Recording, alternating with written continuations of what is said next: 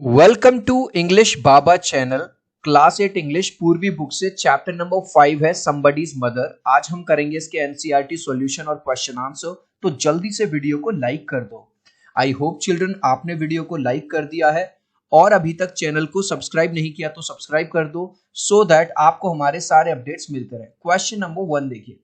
Question number 1 है arrange the events of the poem. ये events आपको दिए हुए हैं, इनको आपको सही ऑर्डर में, राइट ऑर्डर में अरेंज करना है। चलिए अरेंज करते हैं। तो सबसे पहले देखो, सबसे पहले आएगा number 2, the old woman stood alone. जो बूढ़ी औरत थी अकेली खड़ी हुई थी, देखो यहाँ पे, और कोई भी उसकी मदद के लिए आगे नहीं आ रहा था। फिर आएगा number 3, a group of school boys passed by playing and laughing. वहां से स्कूल के बच्चे गुजर रहे थे, हंस रहे थे, खेल रहे थे, लेकिन उस पर कोई भी ध्यान, देखो ये सारे बच्चे, कोई भी उस पर ध्यान नहीं दे रहा है। फिर आएगा number 6, the children hurried pass the old woman without offering help. जो बच्चे हैं वहां से निकलते जा रहे थे, उस औरत की हेल्प नहीं कर रहे थे। The boy offer to help the old woman cross the street. तभी वहां एक बच्चा आता है उसी स्कूल में से, वहीं का वो बच्चा था, वो उस वुमन की हेल्प करता है और उसको जो स्ट्रीट है वो हेल्प पार करवा देता है, क्रॉस करवा देता है। इसके बाद आएगा number 7, the woman placed her hand on the boys arm and he guided her safely across the street. अगर चिल्ड्रन आपने बूढ़े लोगों को कभी रास्ता क्रॉस करवाया हो तो वो आपको आर्म पकड़ लेते हैं, है ना, और उसने अच्छे से उसको क्रॉस करवा दिया। फिर आएगा number 1, the boy return to his friends. Boy वापस आ गया उनको क्रॉस करवा के, उस लेडी को, feeling proud of what he had done. हमें अच्छा लगता है ना जब हम कोई नेकी का काम करते हैं, किसी की हेल्प करते हैं, तो अंदर से अच्छा लगता है, उसको भी अच्छा लगा। फिर है 8 वाला, the boy thought about his own mother and hope someone would help her one day. उस बच्चे को अपनी माँ की याद आती है कि एक दिन मेरी माँ भी जब बूढ़ी हो जाएंगी, इसी तरह से जैसे आज मैंने इन लेडी की हेल्प करी है, कोई ना कोई मेरी मदर की भी हेल्प करेगा। The woman prayed for the boy who help her. और बाद में स्टोरी में दिखाया जाता है, पोयम में, जिस लड़के ने उस वुमन की हेल्प की थी, वो वुमन भगवान से उसके लिए प्रार्थना करती है। अब है फिल इन द ब्लैंक्स। ठीक है, ऑप्शन दिए हुए हैं, एक ऑप्शन इधर है, एक ऑप्शन इधर है, आपको चूज करना है। The central theme of the poem. Central theme क्या है? सेंट्रल थीम है काइंडनेस एंड एम्पैथी। कहीं ना कहीं पोएट हमको ये सिखाने की कोशिश कर रहे हैं कि हमको दया रखनी चाहिए। तो यहाँ पे क्या लिख देंगे? Kindness and empathy. The tone of the poem is, tone कैसी है? Sympathetic and hopeful. मतलब सिंपैथेटिक का मतलब होता है दया, दया दिखाना, है ना। उस लड़के ने दया दिखाई और उस लेडी की हेल्प करी। The poem is written in couplets with dash lines in stanza. हर स्टेंजा में 4 लाइन है या 2 लाइन है, तो खुद देख लो। ये रही पोएम, देख लो, हर स्टेंजा में 2 लाइन है, 2 2 2। तो यहाँ पे आप क्या लिखेंगे? राइट आंसर है 2, 2 लिख देंगे यहाँ पे।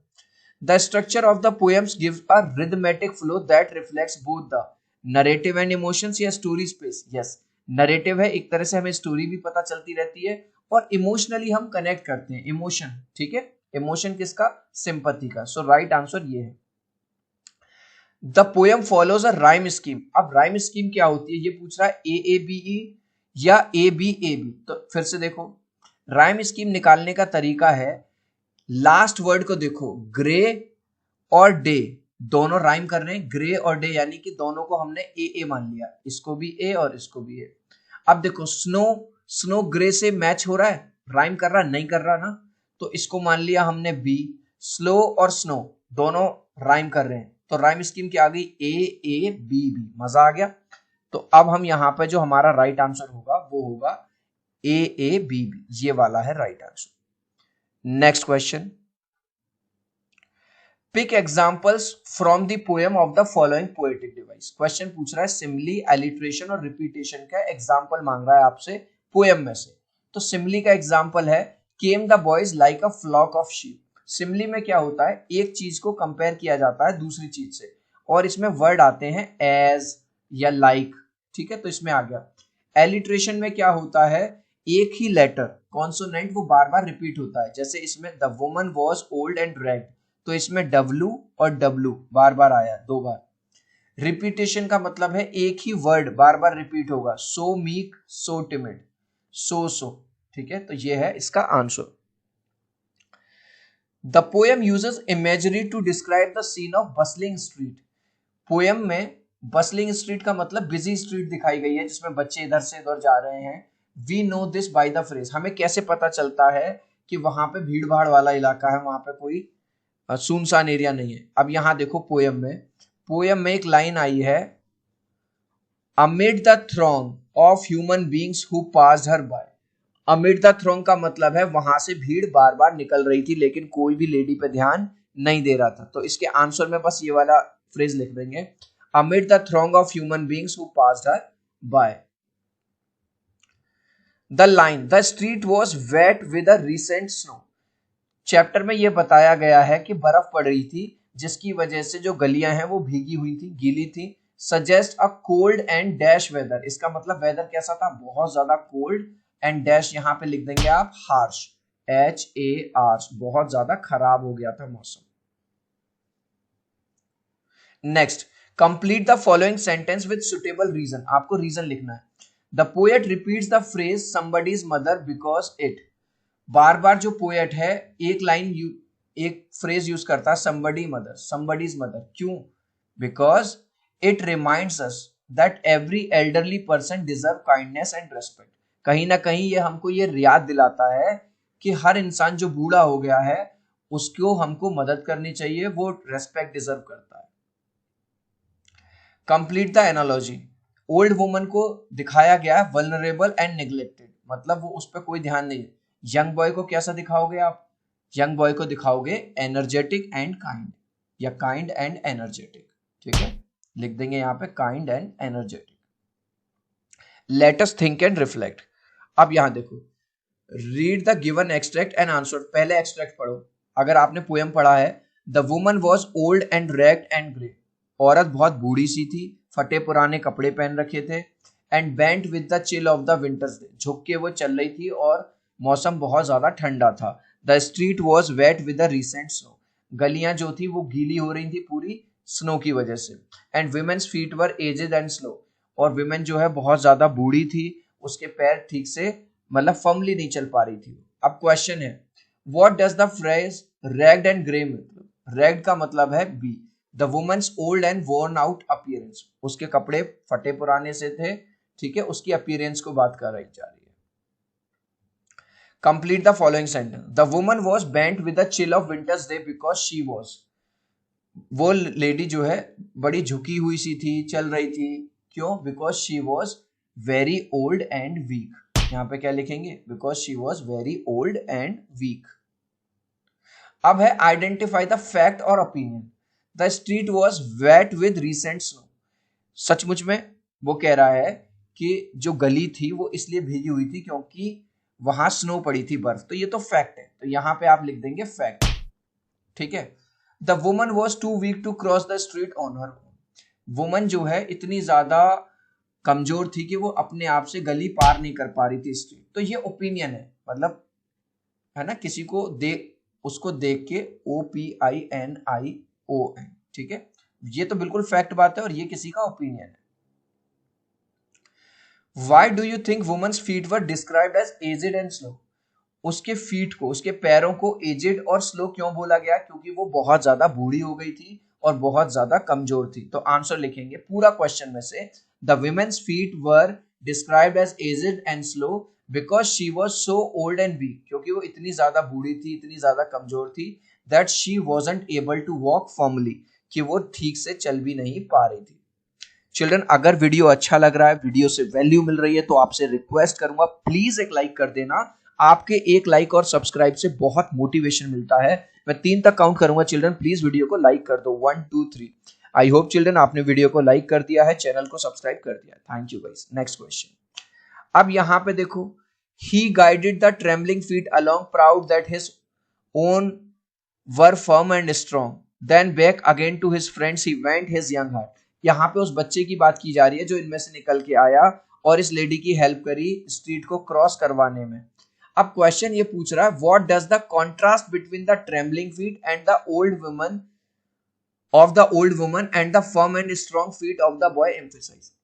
तो ये कह रहा है कॉन्ट्रास्ट, कॉन्ट्रास्ट होता है चिल्ड्रन अपोजिट, यानी एक तरफ तो वो उस लेडी की बात कर रहे हैं जो कैसी थी, ओल्ड भी थी और बहुत ज्यादा वीक, कमजोर भी थी, ठीक है।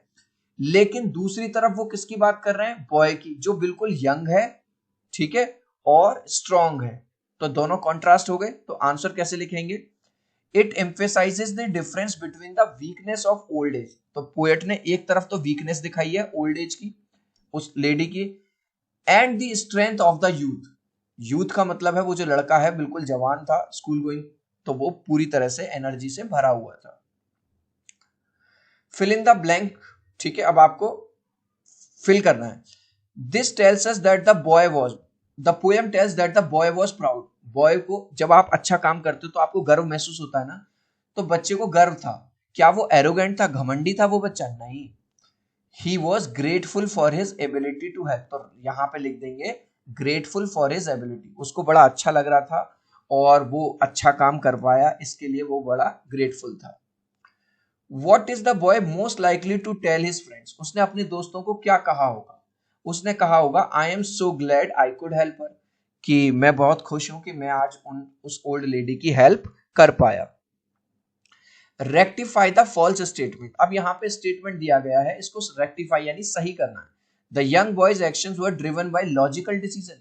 क्या उसने लॉजिकल डिसीजन लिया था, लॉजिकल होता है जिसमें आप ये देखते हो क्या सही क्या गलत, क्या कहाँ मुझे फायदा है कहाँ नुकसान है, नहीं, उसने ऐसा कुछ नहीं देखा, उसने तो बस काइंड हार्टेडली डिसीजन लिया। तो बस यहाँ पे लॉजिकल डिसीजन को काट के the young boy actions were driven by kindness, उसने तो केवल एक काइंडनेस एक्ट किया। अब है answer the following question. Number 1, what might be old woman's fear as she waited for a long time at the crossing. भाई जो old woman है उसको किस बात का डर लग रहा था, उसको इस बात का डर लग रहा था कि वो रोड पार कर भी पाएगी या नहीं कर पाएगी, क्योंकि वो बहुत ज्यादा ओल्ड थी और वीक थी। She could be afraid of falling on the slippery road. तो आंसर है उसको ये हो सकता है ये डर लग रहा होगा क्योंकि स्नो की वजह से जो रोड है वो बहुत गीली थी, वो फिसलने का उसको डर लग रहा होगा। How does the poet show helplessness of old woman, old woman की हेल्पलेसनेस कैसे दिखाई गई, उसने दिखाया है कि वो बहुत ज्यादा ओल्ड है, वो बहुत ज्यादा वीक है, काफी देर तक वो वेट करती रहती है कि कोई आए और मेरी मदद कर दे। तो आंसर कैसे लिखेंगे, पूरा क्वेश्चन में the poet shows the helplessness of the old woman bye describing her. Poet ने उसको कैसे डिस्क्राइब किया है कि वो बहुत ओल्ड है, वो काफी वीक है और वो पुअर भी है। ये वाली बात हमें कैसे पता चली कि वो पुअर है, क्योंकि उसने जो कपड़े पहने हुए हैं वो फटे पुराने से हैं। Why does the boy decide to help the old woman? जो लड़का है, अचानक से एक लड़का आता है और वो उस ओल्ड वुमन की हेल्प करने का डिसाइड क्यों करता है, क्योंकि वो काइंड हार्टेड था, दयालु था। इससे हमें क्या पता चलता है, यही पता चलता है कि लड़का काइंड था। आंसर लिखेंगे the boy decides to help the old woman because he was kind, इसलिए डिसाइड करता है उसकी हेल्प करने का क्योंकि वो काफी काइंड था। It tells us that the boy was kind hearted, और इससे हमें यही पता चलता है कि लड़का बहुत ज्यादा दयालु था। How was the boy's approach towards the old woman different from that of the other boys in the group? Question पूछ रहा है, लड़के तो और भी थे जो उसको निग्लेक्ट कर रहे थे, इस लड़के की अप्रोच दूसरे लड़कों से डिफरेंट कैसे थी। भाई जहां दूसरे लड़कों ने उस ओल्ड लेडी पर कोई ध्यान नहीं दिया, देख के भी उसको अनदेखा निग्लेक्ट किया, वहीं पे ये लड़का आगे आया और उस लेडी की मदद की स्ट्रीट को क्रॉस करने में। आंसर लिखेंगे the other boys were neglecting the old woman, जो दूसरे लड़के थे वो निग्लेक्ट कर रहे थे उस बूढ़ी औरत को, but this boy was the only one, पर ये अकेला ऐसा लड़का था who came to help her, जो उसकी हेल्प करने के लिए आगे आया। Justify the appropriateness of the title of, इस पोएम का टाइटल है समबडीज मदर, क्या ये सही टाइटल है, yes. The title of the poem is appropriate, बिल्कुल सही है। As it remind us that every elderly person, क्योंकि ये हमें याद दिलाता है हर बूढ़े पर्सन को, ठीक है, every elderly person deserve our respect, हर एल्डरली पर्सन को रेस्पेक्ट भी मिलना चाहिए और केयर भी मिलनी चाहिए। What does the poem suggest about the role of empathy and humanity? Empathy मतलब दया, humanity मतलब इंसानियत के बारे में क्या बताती है। The poem suggests that the little act of kindness, कि अगर आपने देखो अब इस लड़के ने कुछ ज्यादा थोड़ी किया, कोई 10-20 हजार रुपए थोड़ी दे दिए, कुछ दिया थोड़ी है, बस उसने 2 मिनट का टाइम निकाला, भाग के आया और उस ओल्ड लेडी को क्रॉस करा दिया, तो उसका कुछ गया, कुछ नहीं गया। पर ये जो लिटिल एक्ट ऑफ काइंडनेस है can have a deep lasting impact. इस लेडी पे उस लड़के का कैसा इम्पैक्ट पड़ा, जब तक ये जिंदा रहेगी उस लड़के को दुआएं देगी। और लास्ट में पोयम में दिखाया भी गया है कि वो उसके लिए रात क्या करती है, प्रे करती है। चिल्ड्रन अब ये आपको ग्रिड दी गई है, इसमें आपको इनके एंटोनिम्स भरने हैं। अब वो कह रहा है एंटोनिम्स आपको हॉरिजॉन्टल भी मिल सकते हैं, इसमें वर्टिकल भी मिल सकते हैं, और डायगोनल कैसे होते हैं, इस तरह से भी मिल सकते हैं। तो चलिए करते हैं। सबसे पहले देखो ये पूछ रहा है फर्म। फर्म का मतलब होता है मजबूत, तो फर्म का अपोजिट हमने निकाला फ्रेजाइल, FRAGI। फ्रेजाइल का मतलब होता है कमजोर। इसके बाद है मीक। मीक का मतलब होता है डरा हुआ, इसका होगा बोल्ड, BOLD। बोल्ड मतलब निडर। मैरी का मतलब होता है खुश, इसका होगा हमारा सैड, SAD। ये रहा आपका SAD। काइंड मतलब दयालु, जो दूसरों पर दया दिखाए, जैसा कि वो लड़का था, इसका होगा आपका क्रूअल, CRUEL। तो इसको हम इस तरह से डायगनली मिलाएंगे, CRUEL। ठीक है, ये इस तरह से। एंग्शियस, एंग्शियस का मतलब होता है जो थोड़ा सा परेशान है। मैं इसको थोड़ा नीचे कर देता हूं। एंग्शियस का मतलब है, इसका हो जाएगा काम, CALM, एकदम शांत, एकदम मजे में। बेंट, बेंट का मतलब होता है झुका हुआ, इसका इन्होंने करके दिया है, ये रहा स्ट्रेट। ठीक है, STRAIG। इस लास्ट क्वेश्चन का आंसर आप मुझे देंगे कमेंट सेक्शन में, देखूंगा कितने बच्चे राइट आंसर देंगे। आपको बस कमेंट में ट्रू या फॉल्स लिखना है। The lady was very young and energetic. इस पोयम में जो लेडी दिखाई गई है वो बहुत यंग है और बहुत ज्यादा एनर्जेटिक है। क्या ये स्टेटमेंट ट्रू है या फॉल्स है? आप चाहो तो अपने आंसर में कमेंट में A या B लिख देना, मैं समझ जाऊंगा। सो आई होप मेरा ये वीडियो आपको बहुत अच्छा लगा होगा। प्लीज वीडियो को लाइक कर देना, चैनल को सब्सक्राइब कर देना। अब हम मिलते हैं अगले वीडियो में। Bye bye.